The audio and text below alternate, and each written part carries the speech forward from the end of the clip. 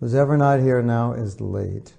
And for all you teachers, there's a saying, if you start late, waiting for those who are late to come, you punish the people who are on time, and you reward the people who are late. And if you start on time, you punish the people who are late, and you award the people who are on time. So let's award the people who are on time. So what I'm going to do is a little random in the next few weeks, and I wanted to go over the notes that I took for the course that I took on Grihastha life. A lot of it is repetitive. In other words, it's things that we discussed, but I think it's valuable to go over them, and some of the things that we discussed, which they discussed it a little differently or from a different angle. So, for those of you who weren't here last week, like Timothy and Caroline, if you didn't, I don't think I uploaded that class yet. So, we talked about negative paradigms. In other words, a way of looking at marriage which would cause problems. And we discussed there are many negative paradigms within ISKCON that developed due to a number of reasons. One, negative paradigms which we brought into the movement. Negative paradigms which were given to us by people who didn't understand well the function of Grihastha life, or people who were adverse to Grihastha life and thought that it was bad for everyone. And negative paradigms that came from ourselves just by reading Shastra. And we would read such things as Grihastha life is a deep well, deep dark well, from which once one enters, one will never get out. And we mentioned that many of the references in Shastra that we use to describe Grihastha life are actually describing materialistic Grihastha life, not Krishna conscious Grihastha life. And then we kind of merged the two.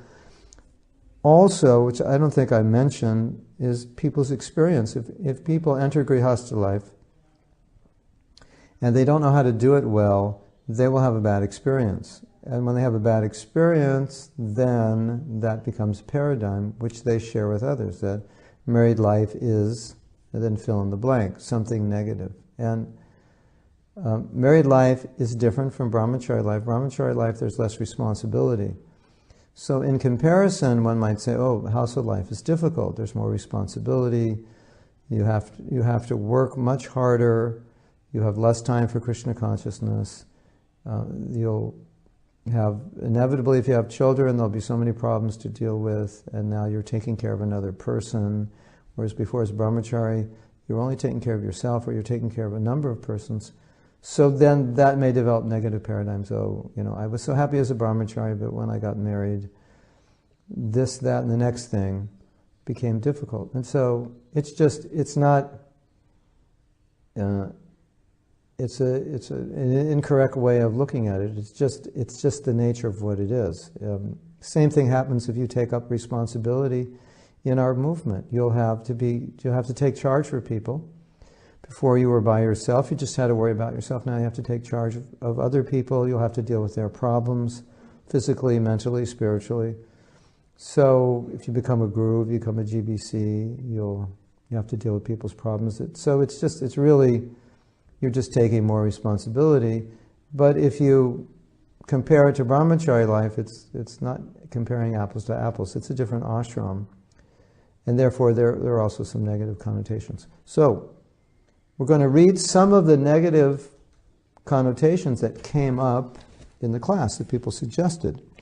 And we'll discuss them. Maybe we'll discuss why they came up or where they came up from.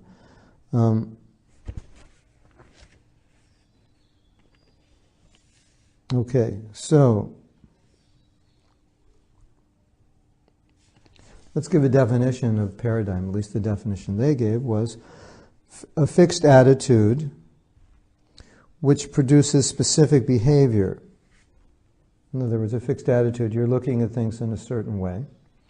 Because you see it in a certain way, it'll affect your behavior. It'll affect how you relate to that situation. It could affect how you relate to other situations. So If I say, Grihastha life is like this, it's a paradigm by which I view that ashram. If I say, a Volkswagen is a horrible car, it's a paradigm with which you look at Volkswagens, and even if they're not terrible, and I don't think they are, you will see them as terrible cars, because when you were 16, you had a Volkswagen, and it was 26 years old when you bought it, and it wasn't running so well, and you didn't maintain it, and so it kept breaking down, and it wasn't fixed properly, so you have a paradigm that Volkswagens are bad, and now, 30 years later, you still say Volkswagens are bad. And so any Volkswagen you see, it looks bad. Even if it's not bad, it looks bad, because that's your paradigm.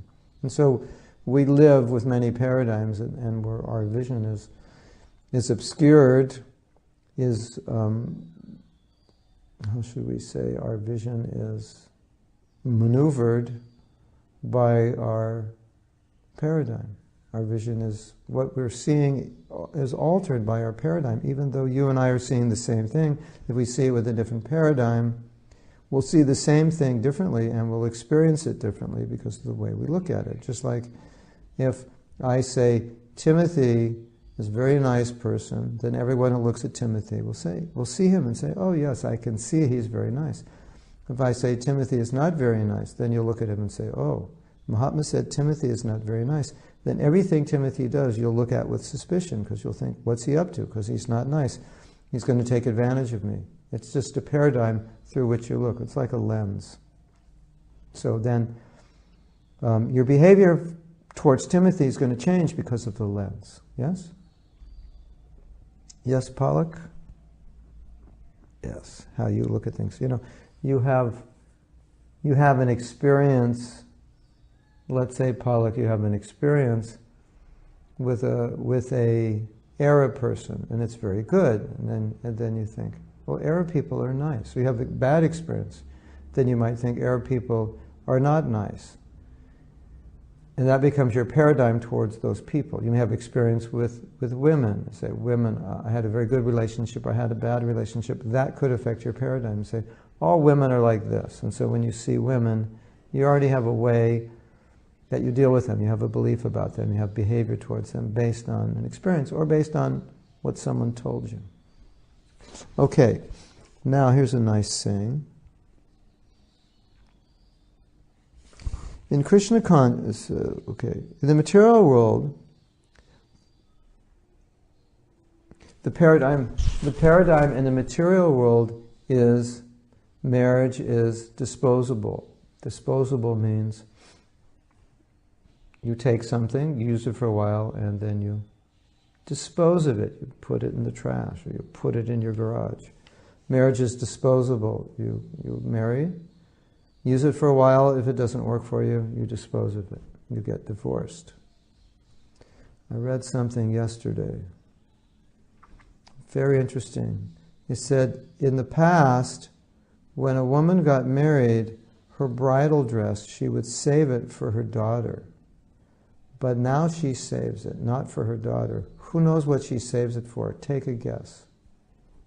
I want you to guess. She used to give it to her daughter, but she's not giving it to her daughter anymore. You'll think, why isn't she... But she's saving it for someone, but it's not her daughter. Who is she saving it for, and why is she saving it? Take a guess, as it relates to the marriage is disposable idea. Who out there is smart enough to guess the answer? She's not, well, should I give you a hint? Not, no. She's not giving it away, and she's not, all right, I'm giving the answer away. She's not selling it, she's not giving it away. Maybe I'm not giving the answer. She's not selling it, she's not giving it away. She's saving it for what? It goes back to the idea marriage is disposable. What's she saving it for? Her next wedding. Yes, Timothy's awake. She's saving it for her next wedding. What a way to enter marriage. So, in Krishna consciousness, in the material world, the wrong paradigm is marriage is disposable. Or Another paradigm is we'll live happily ever after, which is kind of the opposite. You'll live forever together, which you won't live forever. The wife could go with the husband to the next destination or a higher planet. Sometimes that happens, which is why the wives would kill themselves after their husband died to go where he's going. They didn't want to live without him. They couldn't live without him. In Krishna consciousness, we say you begin to do the work so you can live happily ever after. So when you get married, then you begin to do the work with your partner together to create a good relationship and to develop your Krishna consciousness so you can live happily ever after. Maybe not together, but so you can live happily ever after. That's the idea. We are definitely into living happily ever after. There's no question about that. But not here in this world. Okay. So here are some inappropriate paradigms. Grihastha ashram is a fall down. Okay, you're doing nice now. Alejandro's doing nice. Antonio's doing nice. Timothy's doing nice. Pollock's doing nice. All the single people are doing nice, and then they say, I want to get married. Fall down. Beep, beep. Fall down. Now he's going down because he wants to get married. So, if Timothy thinks marriage is fall down, he will be being prepared to fall down the day after he gets married, right? Because after all, marriage is a fall down. So, or he's already falling down now. So we say, Timothy, why don't you get up early in the morning and chant your rounds anymore? He said, because I'm getting married and marriage is a fall down, so why try? That paradigm would create not such an extreme consciousness, but some aspect of that consciousness. Well, it's a fall down, so I should adjust my activities to be in alignment with the fact that marriage is a fall down. So, obviously, Prabhupada didn't marry couples with the idea that they would be worse off. He married them because men and women were associating, and so he wanted to prevent illicit sex and irresponsible couples, irresponsible relationships by getting people married and then having them work together to spread Krishna consciousness and help one another. So, 4 ashrams, Grihastha ashram is the next stage up. So we should think it as it's the next stage closer to Vanaprastha. So I'm closer to Vanaprastha than the Brahmacharis. I'm moving into the ashram that will help me get to Vanaprastha. That's how you should see it. Also, actually, I don't think you should see it that way. You should understand it that way. If you see it that way, then you'll just be waiting for Grihastha life to get over so you can get out, which is also not a healthy paradigm. But you understand it. There are 4 ashrams, so it's a step in the direction of eventually retiring and fulfilling your material desires and then going on to a more renounced way of living.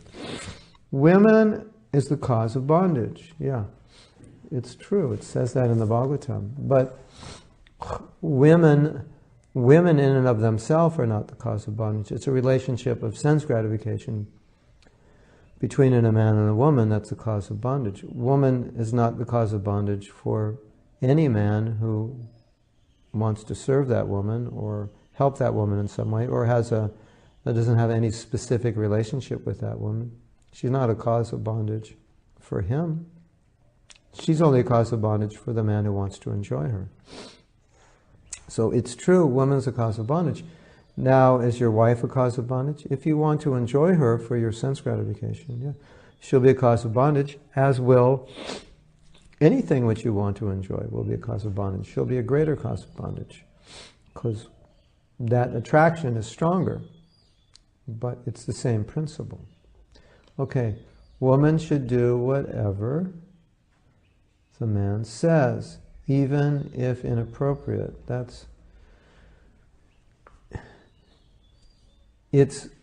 We've discussed this, but as I discussed, I think if Timothy was said, if it wasn't for me, he would still believe it was a fall down because he was programmed to think that. And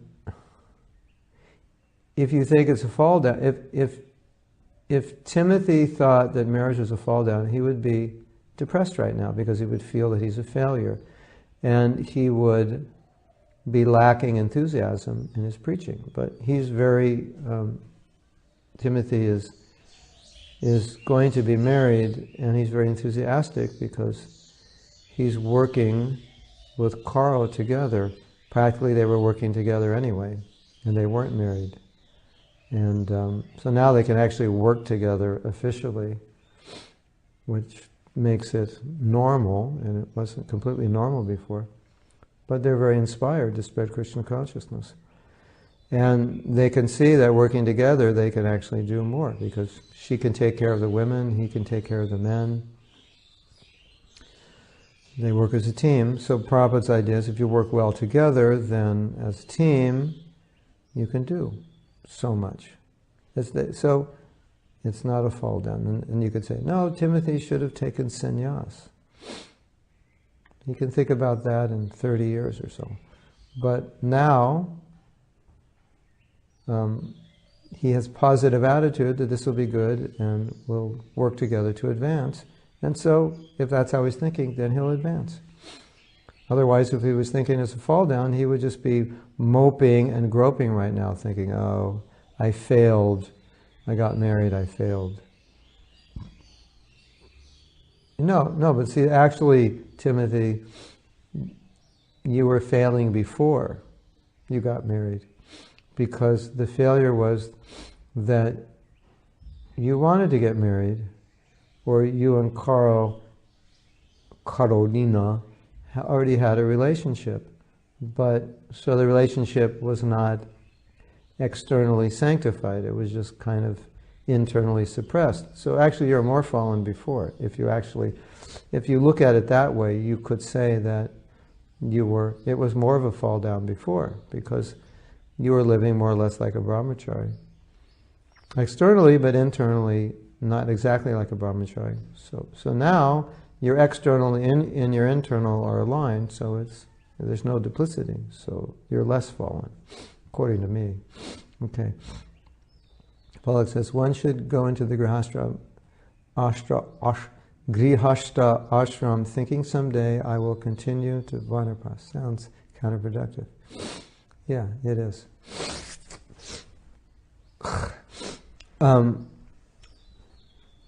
But I think I explained that, Palak. Yeah, it's a philosophical understanding. It's not an understanding that you go into the ashram thinking, okay, let's get this over with as quickly as possible and get out of here. Like you go into a bathroom in a lot of places in India. I was just in one last night. Unfortunately, it's at the temple, and there was a big puddle of water on the ground. So and it's on cement floor, so it's slippery, and you could get your feet wet. I was wearing socks. I didn't want to get my socks wet. I mean, I was wearing shoes, but the water would leak through the shoes, and I could slip. And somehow or other, in some of the bathrooms, and now in modern India it's different in some bathrooms, but a lot of traditional bathrooms in India, I don't know how the drainage system works, but it doesn't smell good in there, to put it lightly. Those of you who've been to India know that smell of, I guess it's the smell of urine. It doesn't drain properly. I don't know about the women's bathrooms, I don't visit them, but they have toilets, but men have urinals, and so I was with my daughter last night, and I had, hour before we were in the temple, I had drank some lemonade, and so I needed to go to the bathroom, and I got out of there as soon as I can, because it was just an unpleasant experience. So we don't enter Grihastha ashram thinking this is going to be an unpleasant experience and I want to get out as soon as I can. We understand philosophically that the conclusion of Grihastha life is that it helps me fulfill my material desires, my need to associate with women, so that when I'm older, that desire is, what's the word we're looking for? That desire is fulfilled. So then I'm not going crazy thinking about women or thinking about, well, I'm speaking from my point of view, but if you're a woman, then thinking about men and thinking for the need of relationship. And so at the end of it, when you're in Vanaprastha, it doesn't mean you leave your wife. It means Vanaprastha means your life simplifies now because you've had your house, you've had your everything you wanted, your big car, your furniture, your children, everything. And you've satisfied it. You've eaten your halava for the last 30 years. You don't need halava anymore. So you're okay. That's Vanaprastha. So it's a way you fulfill the desire. I think in Timothy and Carolina's case, their marriage is more like that now, in a sense. Not completely, but they're more into preaching than building a kingdom, at least at this point. Anything can change, Timothy. But, so they're living, they're preaching. And Prabhupada said, Grihastas who are preaching, who are living simply, they are sannyas. Because sannyas means giving everything to Krishna. So it's a different concept of household life. So if you look at you say getting out of household life, Palak, would mean not getting out of the relationship necessarily, getting out of the Varna process, getting out of the expansion that we're working, we're expanding, we're accumulating. Finally, the kids have moved out, they've gotten married. So we could, we don't need such a big house now, there's no children there. We're simplifying, we're going back more to a full-time engagement in devotional service. That's Vanaprastha. And you're together with your wife. Not everyone's qualified for sannyas. So if you look at it that way, it's not bad. It's not like you're looking at it like, I hope, not that you'd hope, but you're looking at it like, just the marriage will burn me out, and then when I'm burned out, I'm good to go. It's not exactly like that.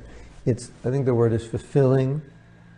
It's like you don't eat to get burned out. You eat to fill up your stomach because your stomach is empty and it needs to be full, at least partially full, so it won't drive you crazy. Something like that. Now, in terms of Antonio, his situation's different. He feels if he gets married, it would be a fall down for him. And that's because Antonio's different. So Antonio's saying, if I got married, I would probably lose my mind, or something would happen negative. So for him, it would be a fall down. That's probably true, which is why Antonio felt it was better he doesn't get married, because he doesn't feel that he could handle it. So yeah, in that sense, it's a fall down. But it's not a fall down generically. It's not a paradigm. But you may look at it individually and say, yeah, for me, I don't think I could do it. One sannyasi told me, he said, the reason I took sannyas is because I didn't think that I could actually be sober enough in the association of a woman. So for me, it would just be a step down, so I never did it. So there's Antonio, something like that.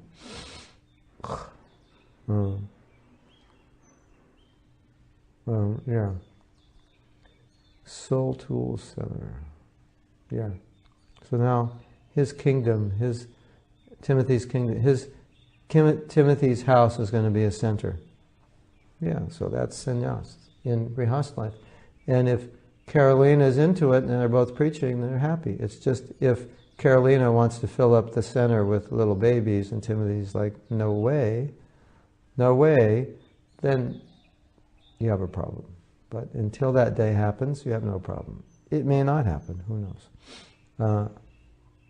Okay, Ganesh is forgiven for being late.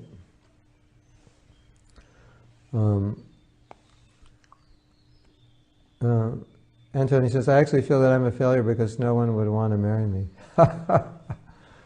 Well, take it as a blessing then. Antonio, there's someone crazy enough to want to marry you. Don't worry. Don't worry. Now, the question is, are you crazy enough to get married? That's not the reason Antonio doesn't want to get married. Antonio knows he would fail. That's why he doesn't want to get married. True? Not that nobody would marry you, but you feel you would be a failure. Yeah, Antonio, there's a few people that would marry you. Out of, billions of people out there, I'm sure there's a few who would see something of value in you. But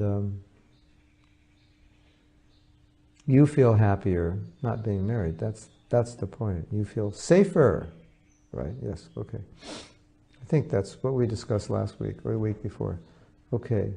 But so Antonio's situation is, it's good. I discussed this before. Some men realize that they themselves could not be good husbands. Although they would like perhaps to have a relationship, they realize that it wouldn't end up well because they couldn't be good husbands.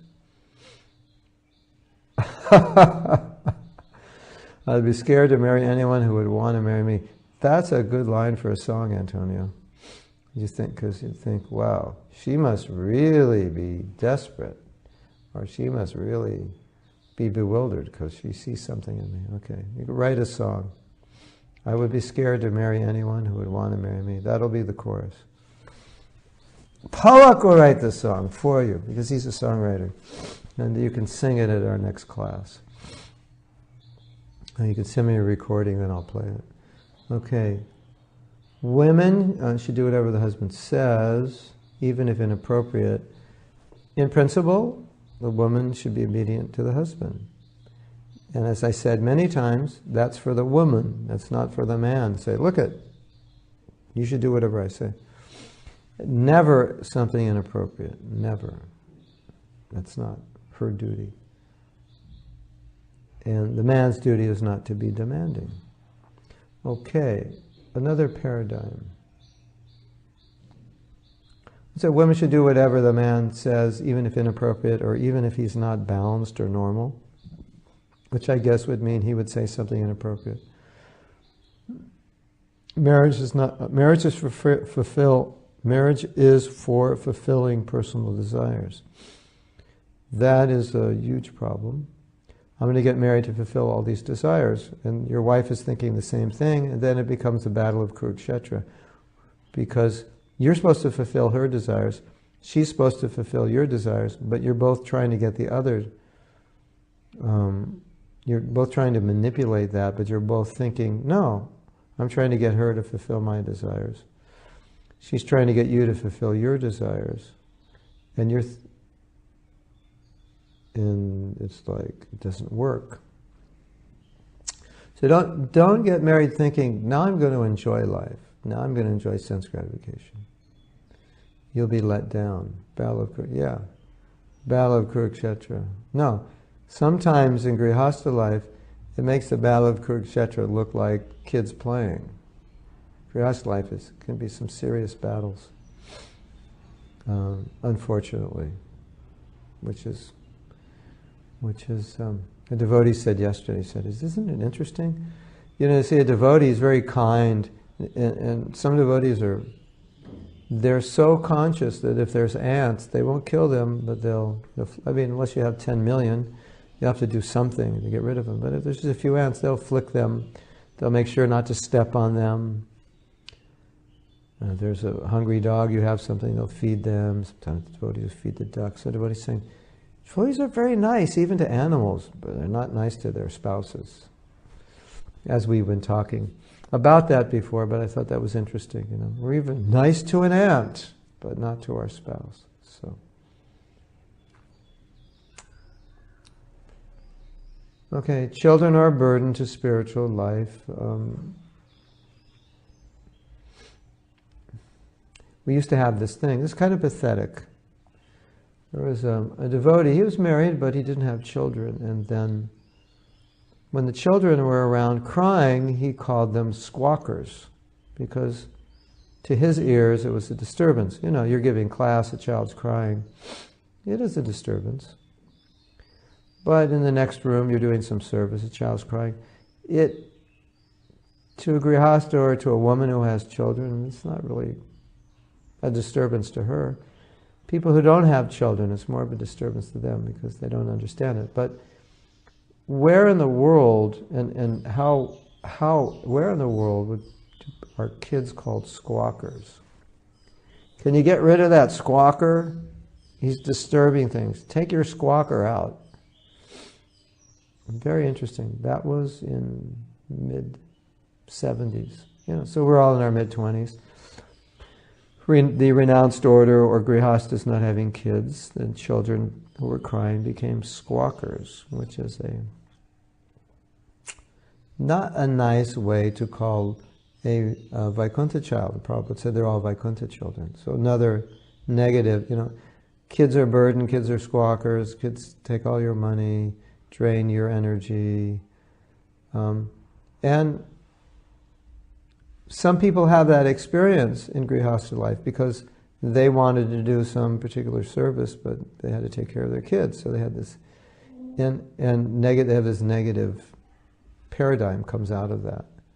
But the point is, they're your children. Krishna sent them to you to take care of, to serve. That's your service. That if you see it that way, everything's fine.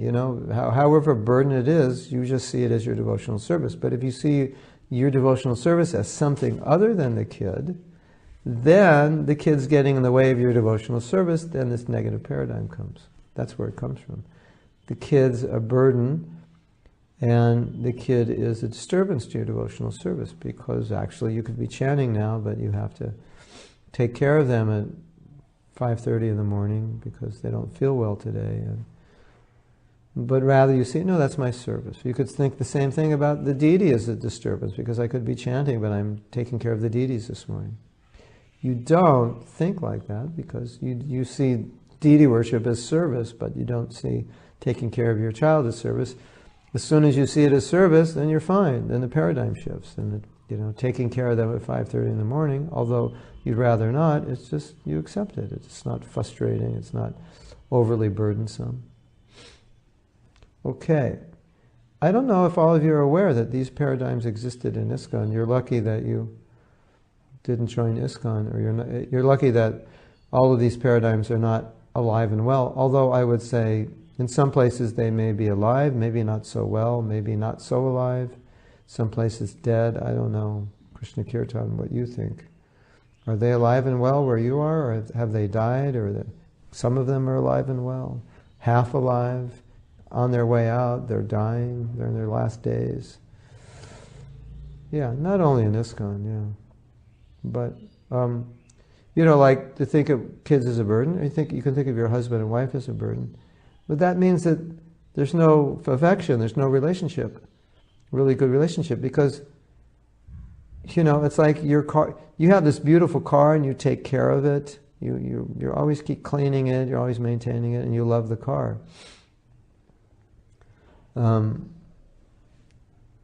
Yeah, you came to ISKCON after all the dysfunction. So you're maintaining this car, and someone might look at that and say, wow, that car's a burden. He's got this beautiful sports car, and he's always, as soon as it gets a little dirty, he has to wash it, and if he gets a scratch on it, it'll just drive him crazy. And no, but the person's not thinking, that's why thinking that it's a burden. It's the burden of love. So for him, it's a pleasure to keep it clean, to maintain it. So if there's a relationship of love and affection, it's not a burden. So to say that children are burden, it means that somehow you've got this you've got a perverted relationship or an unhealthy relationship with your children. There's not enough affection. It's just burden is more of what it is. Weird. Expect to have a perfect marriage. Okay, I'll get married and it'll be perfect. We like one another so much that I just can't imagine that anything could go wrong. I can't imagine that we would argue. We would never argue. We just tell one another how much we love each other and we're so happy together. And I know by coming together, since we've come together, everything in our life is so nice, and I know when we get married it's just going to increase. You're on the wrong planet, Bubba. That's not what I read in our Shastras, and that's not what I've experienced, and that's not what people experience in the material world. Disneyland maybe, fairy tales maybe. Now, I'm not saying, okay, if you get married, all hell's going to let loose.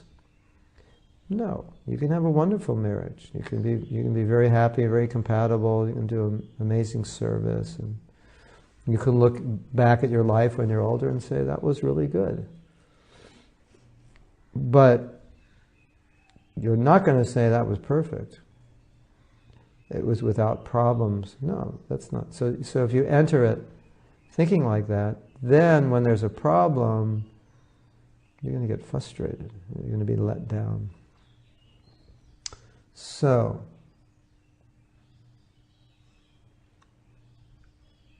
yeah. And then another paradigm which we discussed is it's just begrudging duty, so tolerate it and get out. So, yeah, I'm getting married. Why?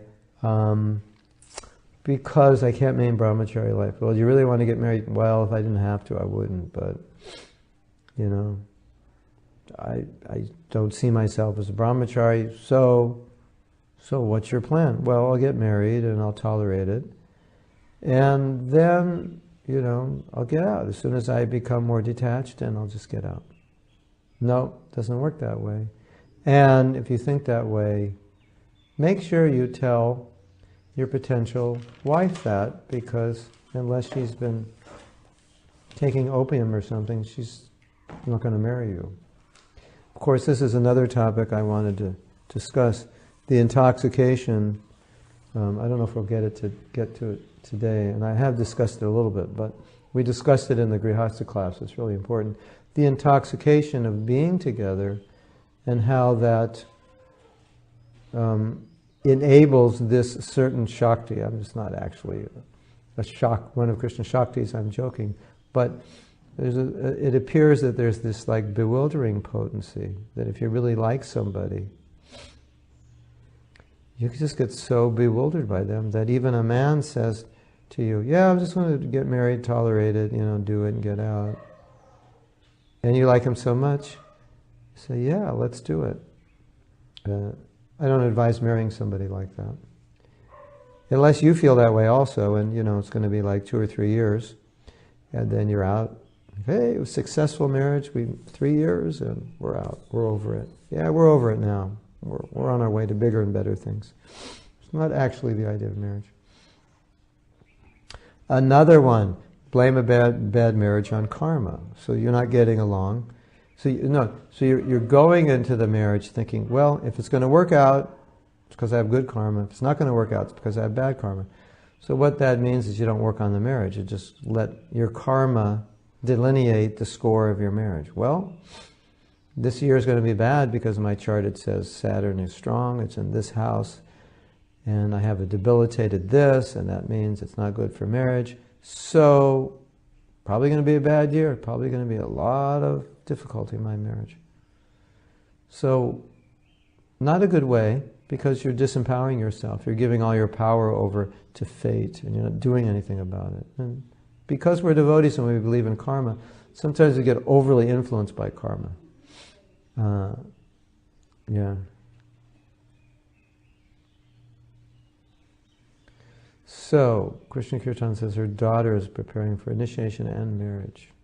2 big commitments. So, and Guru Nishta has some advice for your daughter, Krishna Kirtan. Perfect marriage is a myth. One without arguments, ups and downs, doesn't exist. Hey, Guru Nishta, that rhymes. But if you stick to it, it is worth it. Palak, you've got all these nice ideas for a song. We have, I would be scared to marry anyone who would marry me. That's one song. And then we have another one. Perfect marriage is a myth.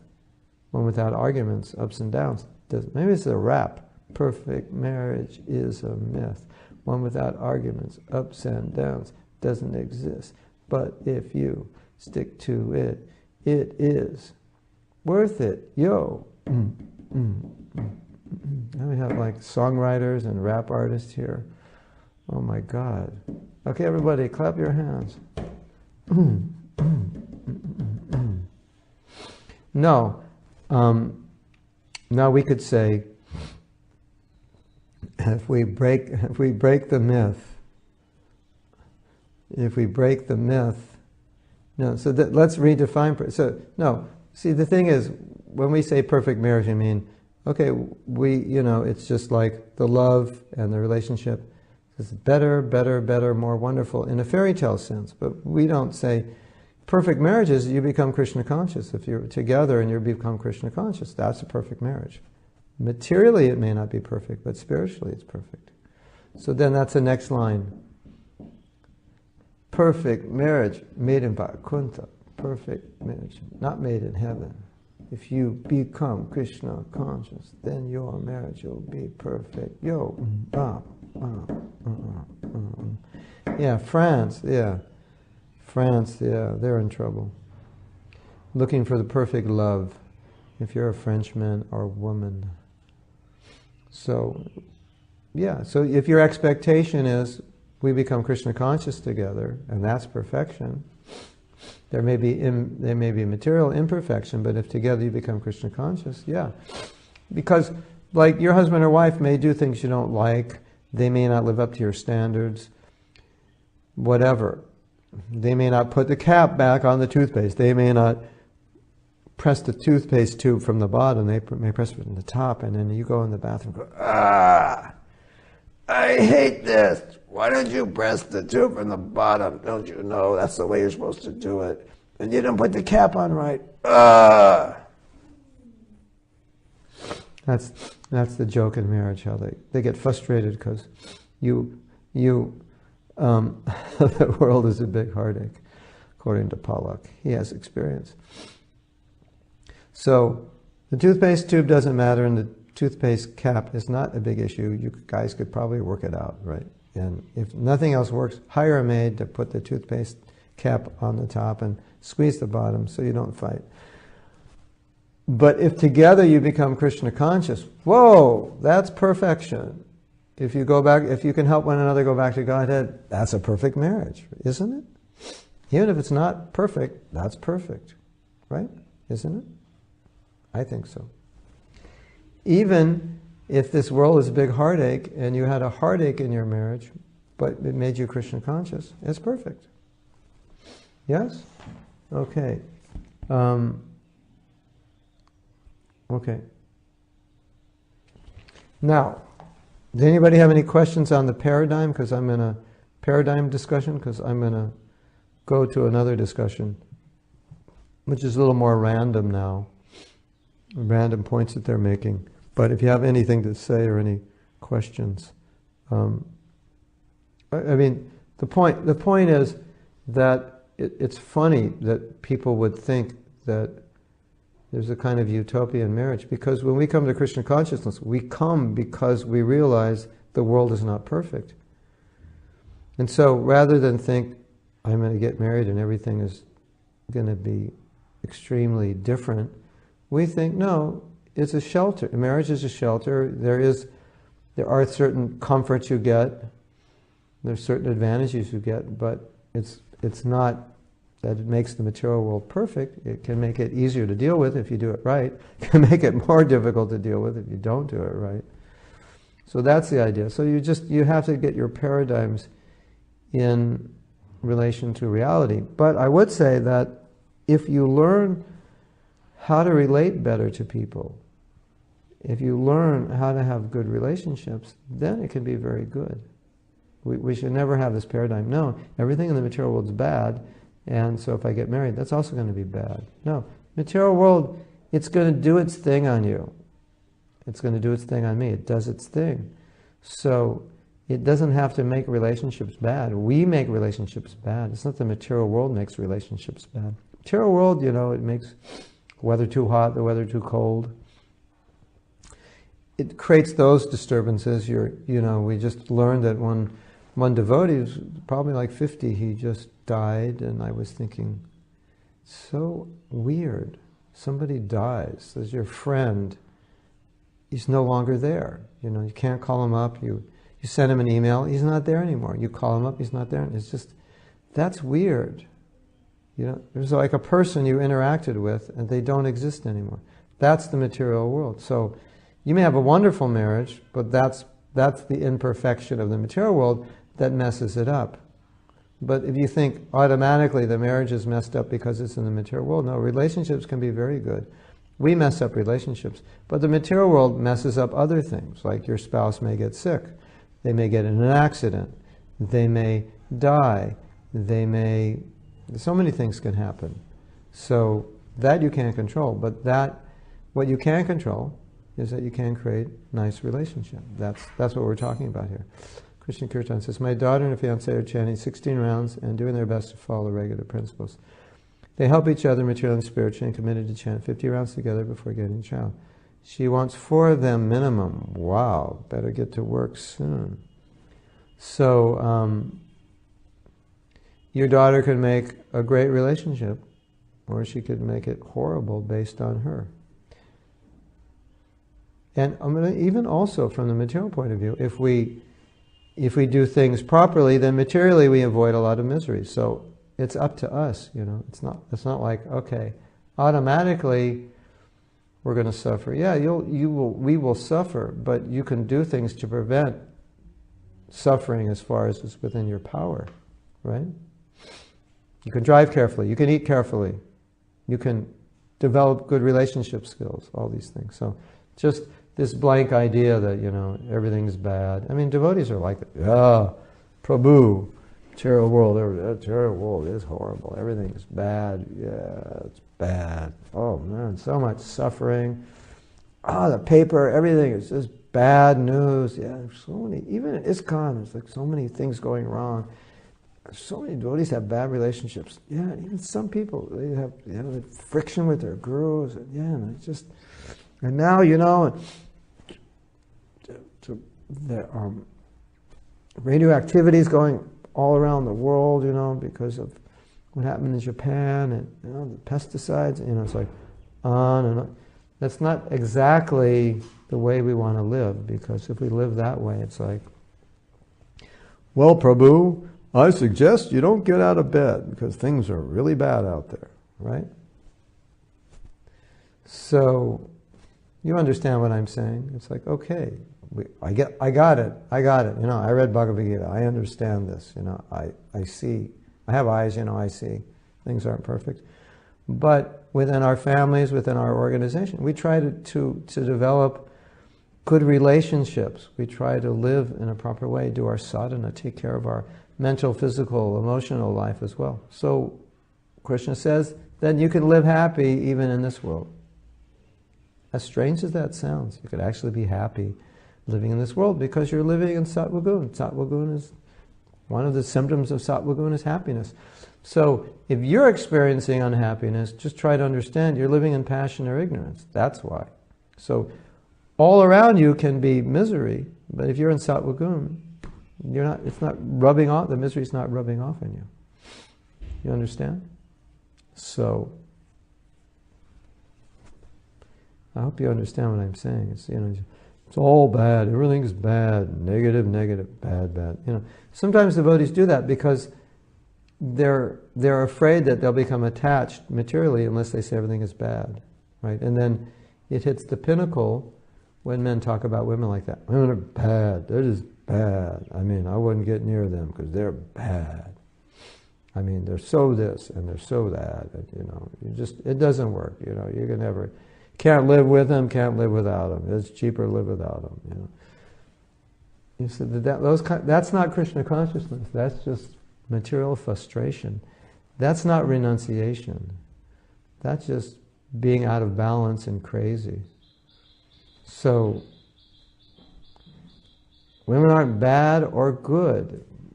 It's how you relate to them. You relate to them in a bad way, they're bad. You relate to them in a good way, they're good. You are the one who makes them good or bad. They're neutral. That's the way to see it. There's a woman. Watch out, she's bad. Who's bad, her or you? It's your attitude towards her that's either good or bad. The material world, how do you use it? Use it for Krishna, use it for you. Use it for Krishna, it's good. Even the bad is good. Even the difficulties are good because they help you become Krishna conscious. So are difficulties bad? No, they're good if they help you become Krishna conscious. Is a woman bad? No, she's good if she helps you become Krishna conscious. She's bad if she doesn't. If you the relationship interaction causes you to fall away from Krishna, then she's bad in the sense, not really bad, but you make her bad. You make the relationship bad. Or you now have the perception she's bad when actually she's neutral. So, you understand what I'm saying. Krishna Kirtan Dasi says, challenges are good in spiritual life before they push you to take full shelter of the Lord. We shouldn't be scared and instead accept responsibilities happily. That's spiritual life, isn't it?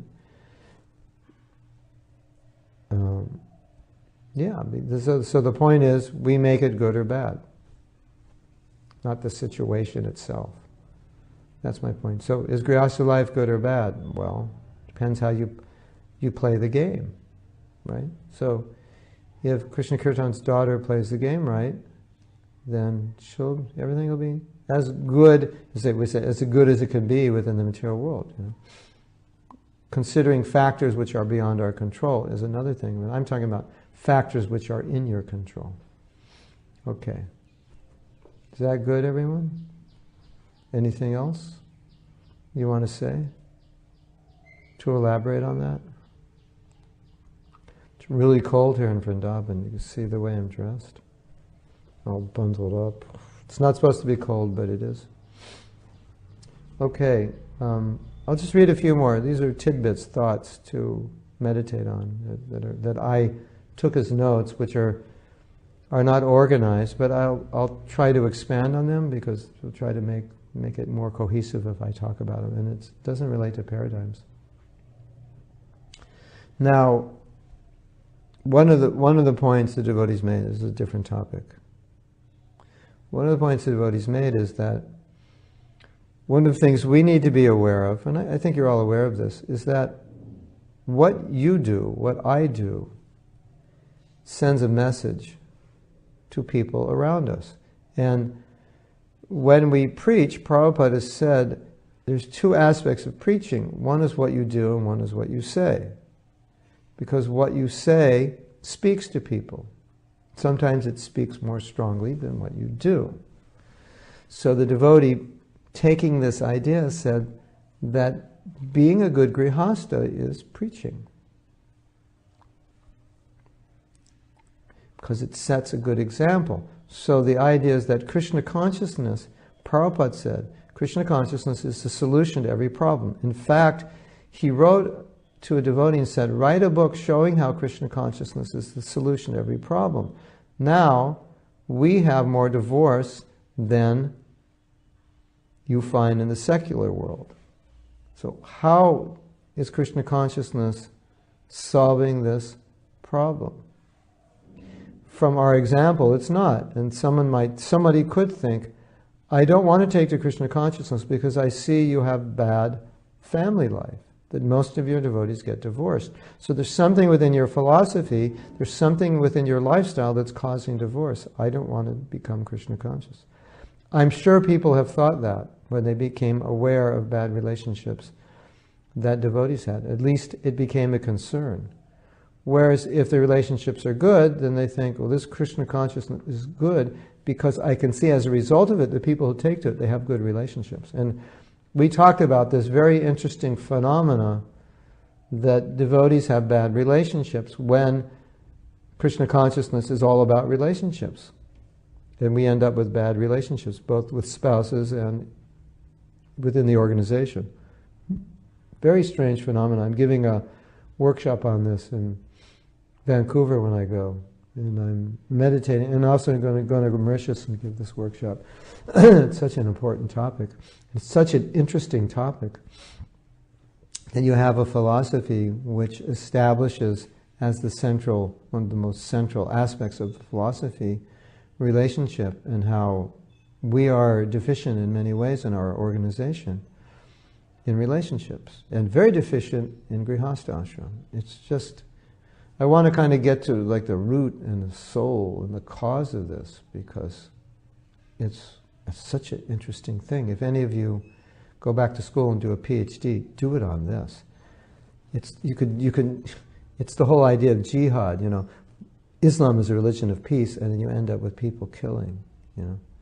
So Krishna consciousness, it's all about rasa, relationship, and you end up with bad relationships. It's an interesting phenomenon. I was talking to a devotee this morning. I said, when you become Krishna conscious, you become a strong person. You become powerful. You're rising early in the morning, you're chanting, you're controlling your senses, you become powerful. But sometimes what happens is that power is used and it turns against. When you turn against another devotee, now you're a powerful person. It's like training up a warrior. He's powerful. A military man, he's powerful. A fighter, he's powerful. But he can use it to fight the enemy, or he can use it to fight his own, what do they call, friendly fire. He can kill his other, what do we call them when you're in the military, your other, whatever. You know what I'm saying. You can turn against your own people. So we have to be careful, We sometimes take the Shakti we get in Krishna consciousness, and with that power we turn against our own people. With this intense determination, we turn against our own people. I was reading something which I'll talk about in the cooperation workshop. But it's very interesting to see the history of the Gaudiya Math, because Gaudiya Math was this hugely powerful organization under the direction of Srila Bhaktisiddhanta, and so it had all these very qualified people spreading Krishna consciousness throughout India. They also went to Burma, and they also went to England and began to preach in the West. And after the demise of Bhaktisiddhanta, they couldn't work things out in a way that they could cooperate together as they were cooperating during his time. And the organization fragmented. And it fragmented in different organizations, so they no longer had this one powerful organization. And although they individually were strong as devotees, they didn't have the organizational power that they had before, and therefore the mission gradually went down. They couldn't achieve the worldwide vision that Bhaktisiddhanta had, because individually they didn't have the power to do it. Fortunately, Prabhupada was special and he was able to do it, but for the sake of this discussion, until Prabhupada did it, they as an organization couldn't make it happen because the organization had fallen apart. So when I think of this, I think that it always, I don't want to say bewilders me, but it always intrigues me that these devotees were disciples of the illustrious, exalted Guru, Srila Bhaktisiddhanta Saraswati Thakur, who's an eternal descendant of the spiritual world. Is actually a gopi, Manjari, who descended to spread Krishna consciousness. And he attracted very elevated people, not people born in Mleccha families, but people born as Vaishnavas and people born in Brahmin families, and people who didn't commit the sins that we've committed in the West growing up. So they're very powerful, very sattvic, very intelligent, very cultured. And even they had a tremendous time working together. Very interesting. So, what did we just read? If a couple can live together peacefully, it is preaching. We have to show this example to the world, because intelligent people will not want to join an organization in which people cannot have stable and happy relationships. It's just not going to work. And Krishna is not going to bless us and benedict us with the power and the facility that we need to get Krishna consciousness to the next level unless we can work together. It just won't happen. Not even materially will it happen. But to speak of spiritual empowerment, we have to be together.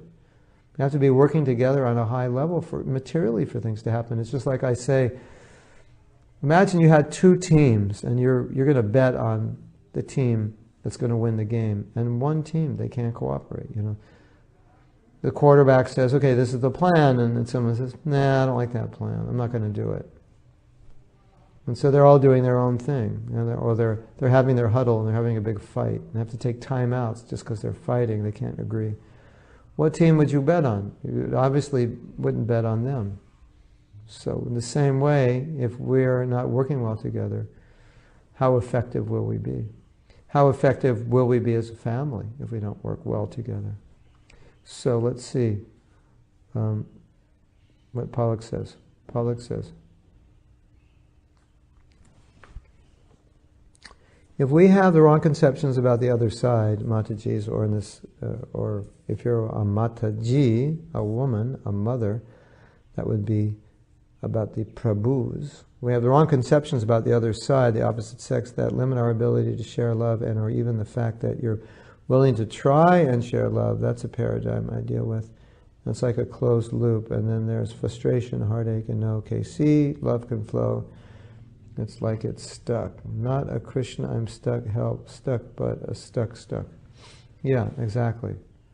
Wrong conceptions. So you want to work through those conceptions to get healthy conceptions. I once heard one of the greatest self-development teachers of all time say something very powerful and very simple. He said, your life, you live your life through your analogies. Like, life is like, women are like, men are like, marriage is like, Krishna consciousness is like, the temple is like. All your analogies your analogies are just your paradigms. Your analogies are the lens through which you see the world, and the lens through which you see the world is how you relate to the world, and how you relate is therefore how you behave. So, women are mothers, women are goddess, Devi. Women are fill in the blank. Prostitutes, they're just after you, Pollock. They just want to suck your blood. Women just want your money. Women, they're selfish, they don't care about you, they just care about themselves. So, these are your analogies. Then when you get married, you're always defending yourself, you're always afraid of them. You're going to try to manipulate them because you're afraid they're going to manipulate you. Right? All fill in the blank are bad. Okay. All these people are bad. So every one of those person you see, you're afraid of, because we all know that all those people are bad. Life is like, so my example, how negative we are about life, how negative we are about things, because we have so many analogies that are negative. So try to evaluate your analogies, and then see how your analogies are affecting your consciousness. And then if it's having a negative effect, I could see two people having negative analogies, but one having sub-analogies that balance the negativity. So even though the negativity is objective, it's real, it doesn't become his paradigm, Women, what does it say in the Bhagavatam? Women, women are Maya. All right, as we said, it's Maya for the man who wants to enjoy them. So, okay, we both have the same, women are Maya. So the sannyasi is cautious of women. He doesn't dislike them. When he sees them, he doesn't spit, he doesn't run away. But he has the same analogy, but he has a sub-analogy, which is, women are Maya if you're in Maya. Right? So you see what I mean? So sometimes our analogies are not informed by a grounded, balanced understanding of the philosophy. Right? And then we get messed up by those analogies. So you want to have some healthy analogies, healthy paradigms, and then you will see those healthy paradigms guide you in your Krishna consciousness, guide you in your life, even in life, they'll guide you. And the other side of the other unhealthy side is what you find, as I study a lot of what goes on in the self-development world, and they are too optimistic, because they're optimistic to the point where we should recognize that no, this is bad, this is wrong. We can deal with it, but it is wrong or it is bad, and they're optimistic to the point that nothing's bad. Of course, in Krishna consciousness, if you see everything in relation to Krishna, then you can see, yeah, everything is wonderful. Everything is transcendentally blissful. That's another thing. But the self-help world, they can be very optimistic when they actually should just acknowledge that, no, something bad did happen, and that should rivet you to the realization that life is temporary. There's higher things to do than just be optimistic about everything, which sometimes that's their ultimate goal, is just to be optimistic about everything. Our ultimate goal is to love Krishna. So if something bad helps us love Krishna, great. Then it's good, then it's positive. But we don't deny that it's bad. We just don't become depressed and schizophrenic and neurotic and whatever else because everything is bad, because that's our paradigm. And now that I'm saying this, you will definitely probably become more aware of devotees' paradigms just by what they say. Now, how do you know a paradigm? When a devotee says, or anybody says, everybody knows that there's a paradigm. There's a belief. There's an analogy there coming. That's a perception upon which we see the world. Everybody knows that.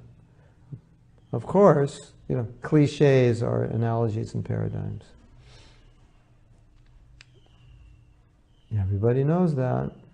You can or can't do, etc., and fill in the blank. Of course, nobody can do. You'll see the paradigms. It's just how it is, paradigm. Now, of course, some paradigms are true, but you'll see people's paradigms, and then a lot of times when people are acting in certain ways or talking in certain ways, you'll think, oh, I bet this is his paradigm. He thinks like this, or she thinks like this. Anyway, it might help you understand why people say things that maybe you don't appreciate because of their paradigms. Anyway. So much for paradigms. It's my time 7:36. So is it? I guess most of the course was paradigms.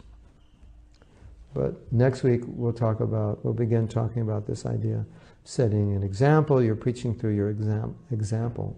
And so if you have a good paradigm, you'll be more successful at what you're doing, which then will set a good example. So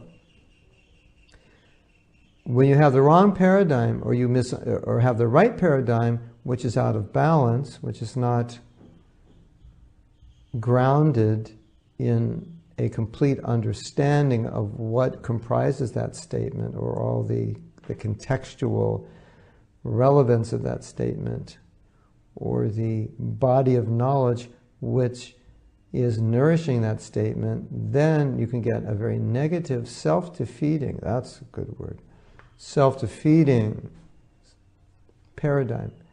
You want to achieve something, but you have a paradigm which makes it impossible to achieve. It's something to look at in your life. Thinking, why am I not achieving something? Do I have an analogy, a paradigm, a belief that is actually going exactly against what I'm trying to achieve? Often you do, which is especially if you're really working hard to achieve something and it's not happening.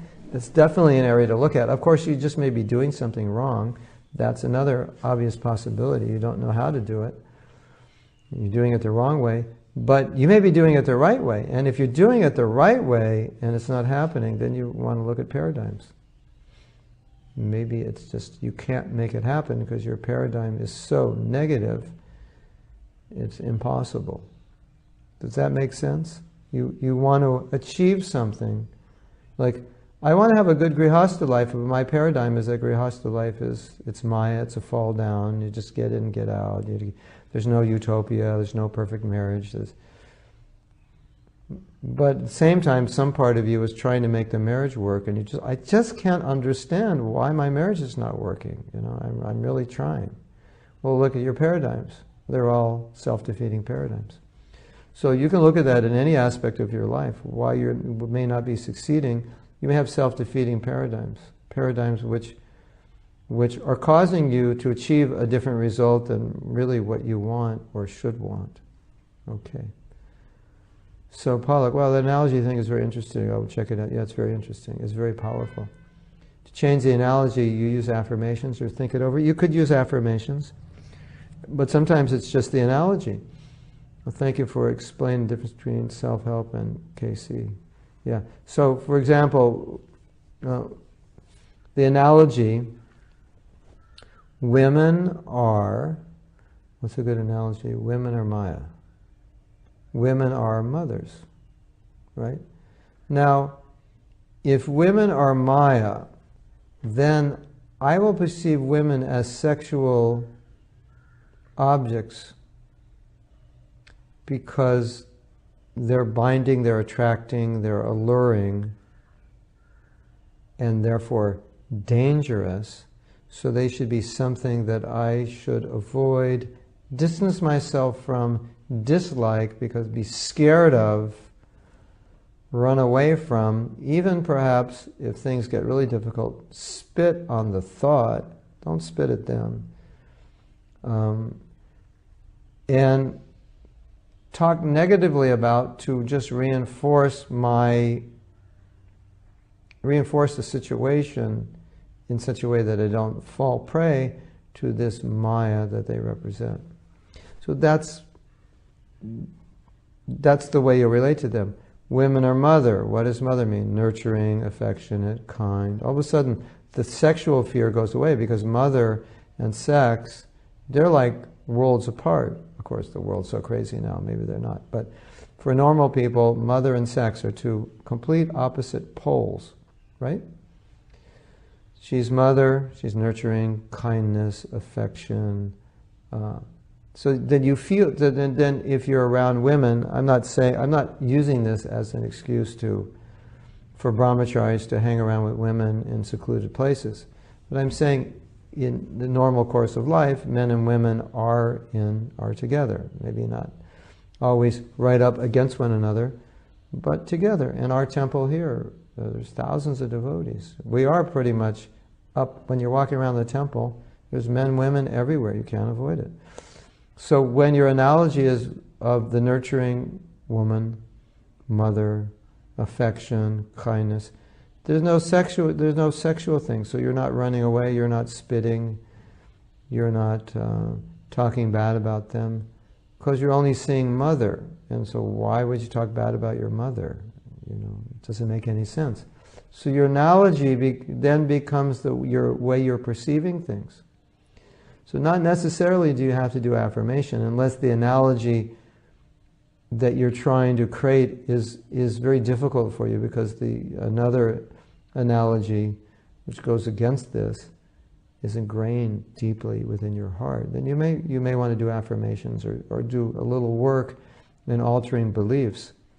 But if it's something as simple as just an understanding, oh, I always understood it this way, but actually I understand now it's this way, and by understanding this new analogy and way of looking at it, then I can relate differently. Sometimes it's as simple as that. It's just, okay.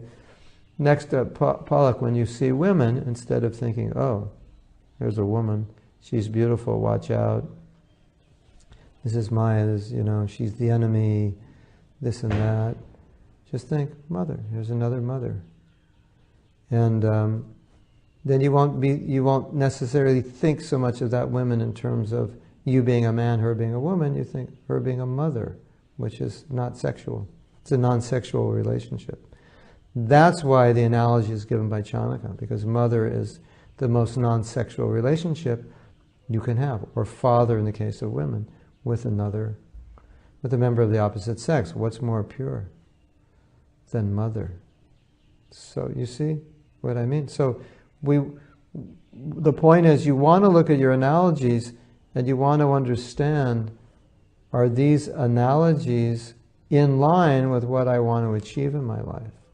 And then I bet if you do that, you'll find analogies in your life that are actually going against what you want to achieve, and then you'll realize, that's why I'm not able to come to this level, or that's why I'm not able to achieve a particular thing, because I have the wrong analogies. Does that make sense? Makes sense to me. Does it make sense to you? No, I have to point like this to you. To you. To you. These are all different mudras. To make sense to you.